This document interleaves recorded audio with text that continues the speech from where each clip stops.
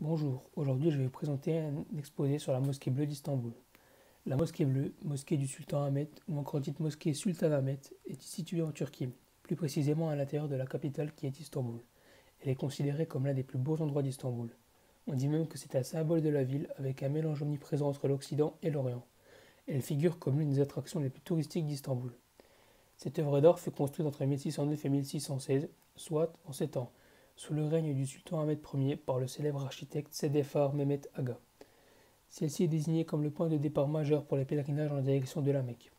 Elle fut créée juste en face de la Hagia Sophia, ou encore Hagia Sophia, que l'on voit juste ici, qui est une célèbre basilique chrétienne de Constantinople, afin d'y instaurer une concurrence, car le sultan Ahmed Ier a voulu démontrer que l'architecture ottomane était aussi puissante que l'architecture chrétienne.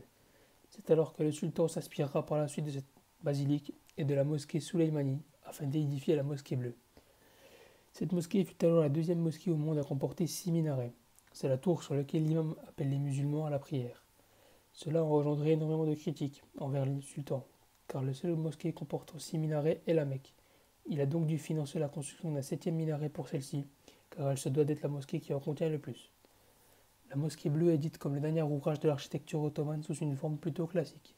Elle se prénomme mosquée bleue car celle-ci est formée d'environ 20 000 carreaux de faïence bleue d'Iznik et plus de 260 fenêtres, comme on peut le voir juste ici. Les carreaux des niveaux inférieurs sont de conception traditionnelle, tandis qu'au niveau de la galerie, leur design devient flamboyant avec des images de fleurs, de fruits et de cyprès. La décoration de cette mosquée contient beaucoup de versets du Coran, ou encore des noms des célèbres califes. Pour ce qui est de la prière, nous trouvons dans la mosquée une énorme salle entièrement couverte d'un très grand nombre de tapis, comme on peut le voir au sol, mais également à l'intérieur une pièce centrale qui est le mihrab. Fait de marbre blanc qui provient de Marmara, il indique où se situe la Mecque, afin que les croyants puissent prier dans sa direction. À la droite de celui-ci se tient un pupitre richement décoré s'appelant le minbar, où l'imam se trouve quand il prononce son serment au moment de la prière de midi, le vendredi ou les jours saints. La mosquée a été conçue de sorte que malgré son encombrement, tous les croyants peuvent toujours voir et entendre l'imam, parce qu'il se situe juste ici. Elle contient une coupole principale qui s'élève à 43 mètres de haut et 23 mètres de diamètre, qui est portée par 4 énormes piliers.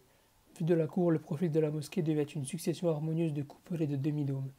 L'effet global de l'extérieur sur les visiteurs est une harmonie visuelle qui conduit l'œil jusqu'au sommet de la coupole centrale.